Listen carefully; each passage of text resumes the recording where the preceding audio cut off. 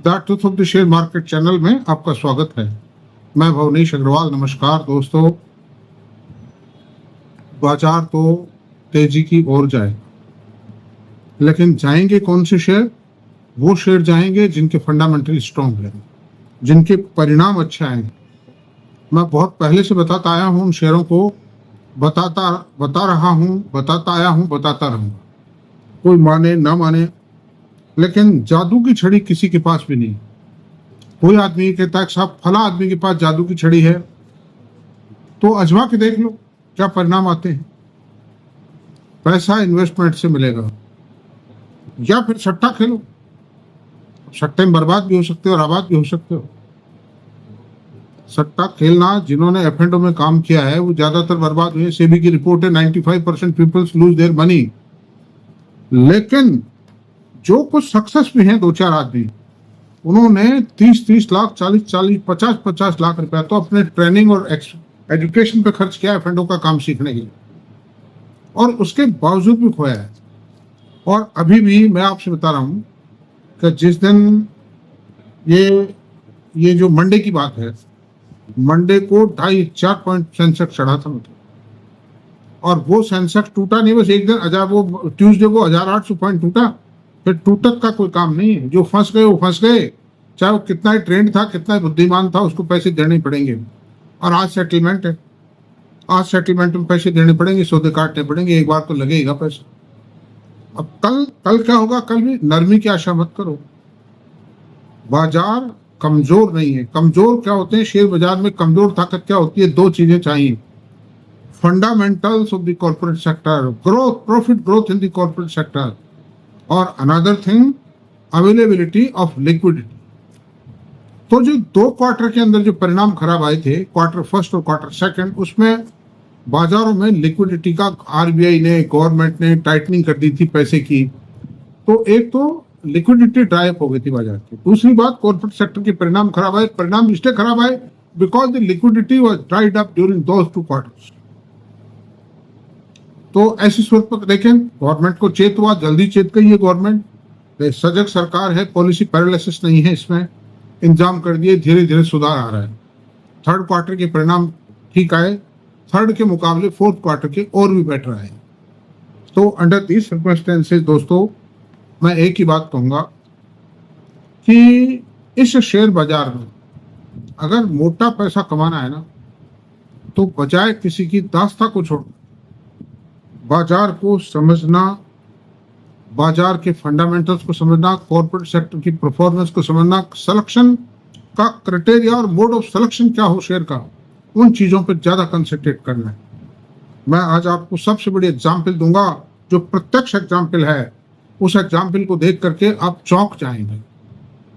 लोग राकेश झुंझुनवाला साहब का स्टेटमेंट सुनने को लालायित रहते थे, विजय केडिया साहब का और मुकुल अग्रवाल साहब का, आशीष धवन, निमेश शाह, मधुसूदन केला साहब टीवी पे आते हैं तो हम जैसे आदमी भी एक दफा तो कान लगा ही लेते हैं, यार क्या कहते हैं केला साहब, सुन लो। मैं आलोचना नहीं कर रहा हूं किसी, मैं फैक्चुअल पोजीशन बताऊंगा अब आपको क्या हुआ है। इन महानुभावों के, इन महान लोगों के मेरी नजर में महान है, रिस्पेक्टेबल है ये सब, लेकिन मैं ये नाम क्यों ले रहा हूँ? आलोचना नहीं है, वो बहुत इंटेलिजेंट लोग हैं, इसमें कोई दो राय नहीं है, बहुत टैलेंटेड है, एंटरप्रेन्योरियल कैपेसिटी है उनमें, है ना। तो खैर अब देखिए, अनिल गोयल है, आशीष कचोरिया है, विजय केडिया है, ये सब लोग लॉसेस में एज ऑन टुडे। और मैं आपसे ये बताऊंगा कि जितना इंडेक्स में रिकवरी आई है, उतना इनके पोर्टफोलियो में पिछले 3 महीने में रिकवरी नहीं आई। मतलब मैं 3 महीने की पोर्टफोलियो की रिकवरी नहीं, इंडेक्सेस की रिकवरी, जो भारतीय स्टॉक एक्सचेंज के इंडेक्सेस हैं उनकी रिकवरी और इनके रिकवरी, मैं आपको पूरी तरह बताऊंगा, आपको एक एक डिटेल में बताऊंगा। और ये क्यों नहीं आई, क्या कारण है, आपको किस तरह बचना है, आपको क्या करना है, ये सारी बात बताएंगे।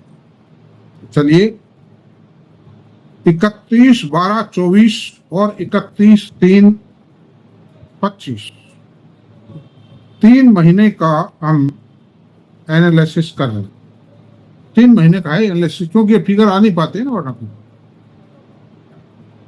राकेश भंसाली नहीं, रेखा झुंझुनवाला, मैडम रेखा झुंझुनवाला, इनका 3 महीने का जो ये जो इनकी जो पोर्टफोलियो की वैल्यू थी 1% और इससे अबो का पोर्टफोलियो है ये। जिन कंपनियों में इन लोगों का 1% से ज्यादा इन्वेस्टमेंट है वो डाटा आ पाए, बाकी डाटा आ नहीं सकते कि उनका मालूम नहीं पड़ता, ये खुद डिस्क्लोज करते नहीं है। तो 68,285 करोड़ रुपए का पोर्टफोलियो था 31 दिसंबर 24। ये आज तो क्या 31 मार्च को 57,594 करोड़ रुपए का था। इसमें 15.7% की घटत थी। आकाश भंसाली 7,690 करोड़ रुपए का पोर्टफोलियो था की वैल्यू थी 31 दिसंबर को। आज क्या वैल्यू है 6,975 करोड़ रुपए की वैल्यू। ये भी 9.3% से माइनस 3 महीने में। मार्च में रिकवरी आ चुकी थी, मतलब index had recovered. Mukul Agrawal 6,712 crore रुपए था 31 दिसंबर को पोर्टफोलियो की वैल्यू। 31 मार्च को इनके पोर्टफोलियो की कीमत है 5,633 करोड़। 16.1% माइनस में मुकुल अग्रवाल साहब का पोर्टफोलियो। आशीष धवन 3,643 करोड़ रुपए की वैल्यू थी इनके पोर्टफोलियो की, जो 31 मार्च को भी 3,358 करोड़ रुपए वैल्यू थी उसकी। ये भी 7.8% माइनस। मनी निमेश शाह 3,622 करोड़ का पोर्टफोलियो की वैल्यू थी 31 दिसंबर को। वो 31 मार्च को 25 को जो वैल्यू 3,028 करोड़ रुपए है, 16.4% माइनस है। मधुसूदन केला 2,742 करोड़ रुपए की वैल्यू थी, वो आज वैल्यू 2,608 करोड़ रुपए की वैल्यू। ये 4.8% माइनस है। तो मधु केला साहब का सबसे अच्छा पोर्टफोलियो रहा है, रिकवरी अच्छी रही है। और वो जो आते हैं टीवी पे मैं देखता हूं कई बार, वो केवल फंडामेंटल्स की बात करते हैं और उन्हीं शेयरों को खरीदते हैं जो फंडामेंटली स्ट्रॉन्ग है। इसीलिए उनका जो लॉस था वो 4.8% पे रेस्ट्रिक्ट हो गया। अनिल गोयल 1,995 करोड़ रुपए का पोर्टफोलियो था, जो 1,845 करोड़ रुपए हो रह गया। 7.5% का घटा इसमें भी। आशीष कचोरिया, ये भी बहुत अच्छे इन्वेस्टर हैं, 2,097 करोड़ रुपए का था वैल्यू इनकी, जो 1,743 करोड़ रुपए रह गई। 16.9% माइनस था 3 महीने में। मार्च में 5-7 मार्च के बाद में रिकवरी आ गई थी बाजार में, लेकिन उसके बावजूद भी इतनी भारी माइनस है इनके। विजय केडिया साहब 1,549 करोड़ का पोर्टफोलियो वैल्यू थी 31 दिसंबर को, जो 31 मार्च को घट करके 1,074 करोड़ रुपए हो गया। तो 30% माइनस था 3 महीने में। सबसे ज्यादा गिरावट आई विजय केडिया साहब के पोर्टफोलियो में, और उससे नेक्स्ट जो गिरावट है वो आशीष कचोरिया साहब के पोर्टफोलियो में, और फिर निमेश शाह साहब के में है ना, वो 16.4 है। इस तरह से 3-4 इन्वेस्टर का पोर्टफोलियो ज्यादा गिरा है। और राकेश झुंझुनवाला साहब का जो रेखा झुंझुनवाला साहब है, उनका भी पोर्टफोलियो 15.7% 31 मार्च को माइनस। तो ऐसी सूरत में वो से ये डाटा, इसके बाद के डाटा मिल नहीं सकते हैं। ये जो इनका जो होल्डिंग्स हैं, जो कंपनियों का जो शेयर होल्डिंग पैटर्न आता है, उस शेयर होल्डिंग पैटर्न से लिए हुए फिगर्स हैं। ये क्वांटिटी ली हुई है, रेट कैलकुलेट। अब आप देखिए द निफ्टी। अब मैं आपसे बताऊं, जो बेंचमार्क इंडेक्सेस हैं इंडियन स्टॉक एक्सचेंज के मेन इंडेक्सेस हैं, उनमें कितनी रिकवरी है।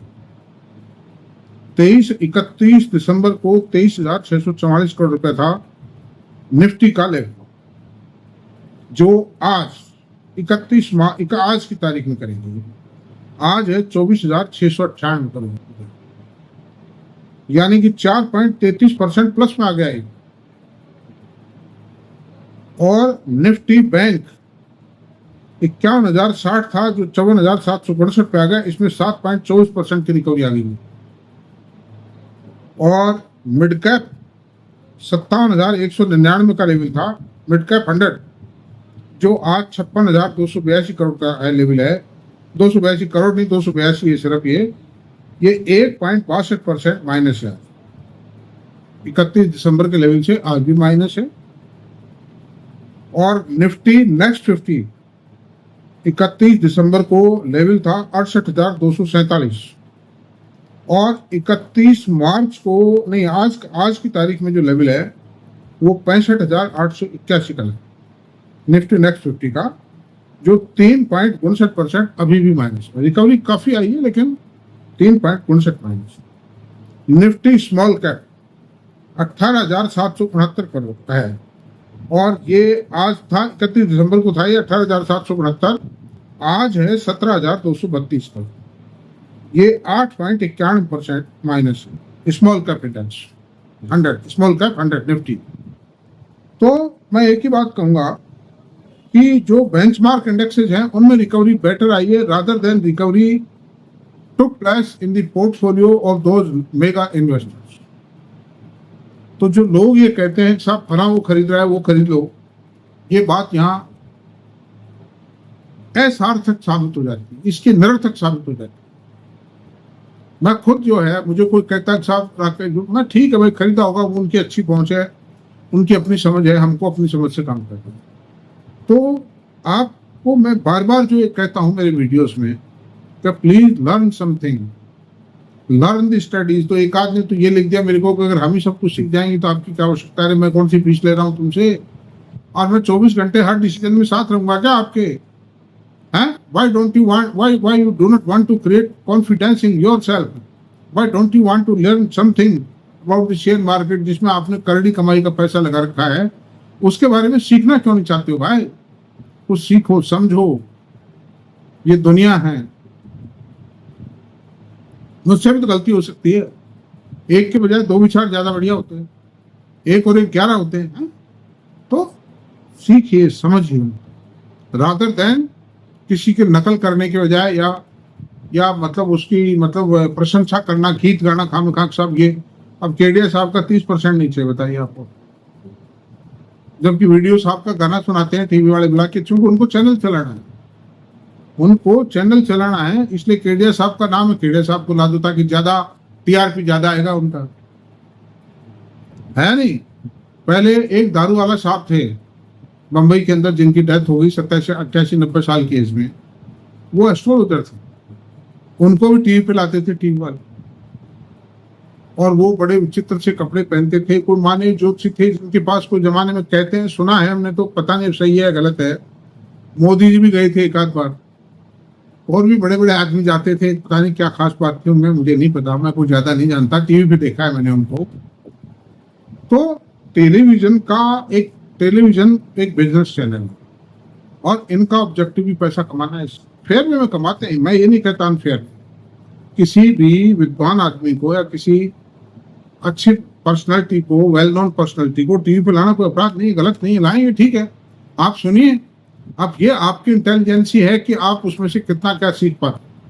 सार को कही रहे, थोथा दे ही उड़ाए। तो वो लोग भी कोई गलत बात तो नहीं कहते टीवी पे आके, वो यही कहते हैं कि अच्छे फंडामेंटल स्ट्रॉन्ग शेयर खरीदिए, ग्रोथ ओरिएंटेड शेयर खरीदिए, लॉन्ग टर्म के लिए इन्वेस्टमेंट कीजिए, ट्रेडिंग मत कीजिए, सट्टा मत खेलिए, वो भी यही बातें कहते हैं।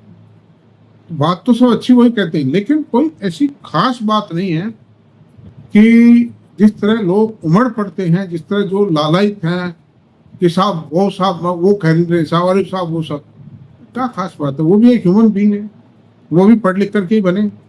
मैं उनकी आलोचना नहीं कर रहा हूँ, मैं भी रेस्पेक्ट करता हूँ, ऐसा कुछ नहीं है, लेकिन मैं एक ही बात कहता हूँ कि यार कम से कम थोड़ा सा कुछ सीख साख लो, इसमें काम देने वाली चीज है।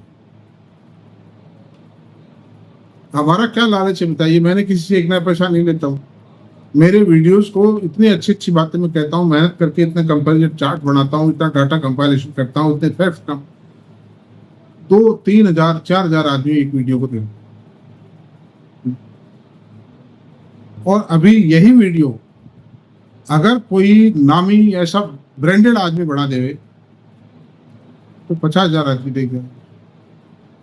और ऐसे ऐसे वीडियो जिनमें कुछ भी नहीं है, जो ब्रांडेड लोगों के हैं वो खाली यही देखते हैं कि अमेरिका के अंदर वारेन साहब ने क्या कहा, वारेन साहब का बंगला, वारेन बफेट साहब का बंगला कैसा था, अरे उसके बंगले से तुमको क्या मिलना है। मतलब आप आज मुझे आप बताइए, कोई ये कह दे कि वारेन बफेट साहब के बंगले के बाहर में डायमंड लटक रहे हैं, वो मेरे किस काम की हो डायमंड? या वारेन बफेट साहब ने अपने हिसाब से किया होगा काम, हमको अपने हिसाब से किया है, और उन्होंने भी सीखा है, समझा है, स्टडी की है। ये थोड़ी कि कोई वो आसमान से अंगूर की तरह, जो पेड़ की अंगूर तोड़ लिए उसने तोड़ लिए, मतलब पैसे कभी पेड़ों के नहीं लटकते। पैसे दिमाग से, मेहनत से, लिवरेज से, रिस्क से आता है। तो इतना ही रहने देते हैं। तो मैं यही कहता हूँ कि कोई ऐसी खास बात नहीं है। ये मैंने जो ये बातें कही है वो इसलिए कही है कि आप लोग सीखें, समझें, पढ़ें, लिखें। तो थैंक यू वेरी मच।